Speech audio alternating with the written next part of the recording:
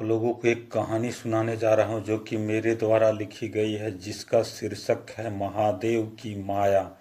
जो कि इस तरह है। परमवीर एक गरीब ब्राह्मण था, लेकिन उसके मन की पवित्रता उसके चेहरे से ही साफ झलकती थी।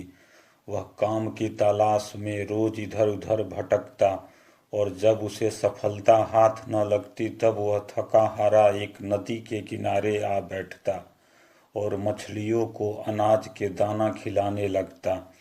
इस तरह कई महीने बीत गए, और एक दिन नदी के किनारे नदी के देवता बालक रूप धारण कर प्रकट हुए और बोले, भाई तुम इतने चिंतित क्यों हो?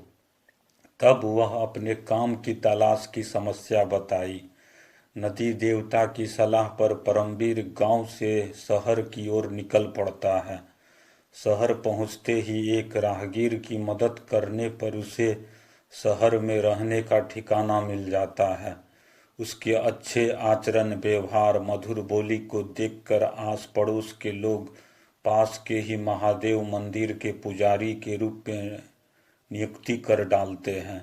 उसके पूजा पाठ के विशेष विधि विधान को देखकर कई लोग उसके प्रशंसक बन जाते हैं। कई बड़े बड़े लोगों से उसकी पहचान बनती है। पहचान बनते ही उसके आस पड़ोस के लोगों द्वारा सिफारिश कर सरकारी सेवक बना दिया जाता है। अब परमवीर पूजा पाठ के साथ साथ सरकारी सेवा भी करने लगा। समय परिवर्तन के साथ साथ इतनी बरकत मिलती है कि वह अपनी खरीदी जमीन पर घर तक बना डालता है। उसकी शादी भी उसी शहर में हो जाती है। कुछ समय बाद वह 2 बच्चों का पिता भी बन जाता है। लेकिन कुछ वर्षों बाद उसमें कुछ अजीब सी परिवर्तन आने लगती है। अब वह लोगों से कहा करता, मैं पुजारी थोड़े ही हूँ, मैं तो सरकारी सेवक हूँ।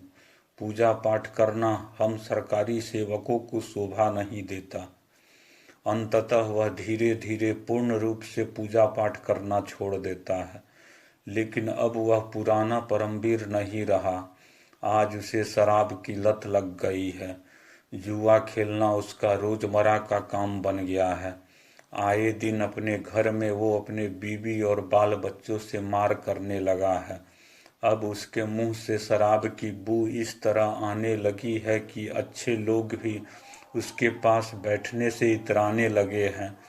अब वह यत्र तत्र शराब पीकर रास्ते में सोया मिलने लगा है।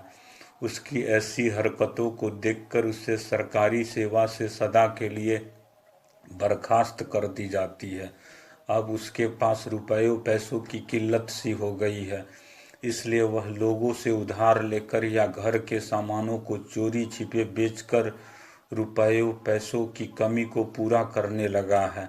एक दिन परमवीर ने इतनी शराब पी रखी थी कि गलत हरकतों की वजह से इतनी मार खानी पड़ी कि उसके सारे शरीर में जख्म हो गए और सारा शरीर दाग धब्बों से भर गया। अब वह बीमार सा रहने लगा।